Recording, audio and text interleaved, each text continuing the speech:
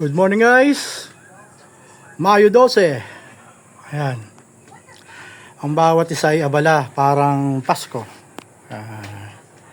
Ito kasi yung oras para ipakita natin yung karapatan natin para sa pagbabago. Ayan.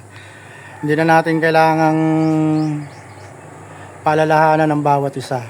Kasi hindi lang ngayon, marami ng panahon na lumipas. Kaya hindi na natin kailangan magpaalala para sa ating sarili na gamitin ang utak para sa pagbabago. Yan ay nasa atin bawat sarili lang. Ano, okay? Kayo na po ang bahala. Yan. Sana po, holiday po ngayon, i-enjoy na lang natin yung bawat isa. Pagkatapos ibigay natin ang ating karapatan, just enjoy and relax yan. Pwede nang parang holiday din to eh. Okay?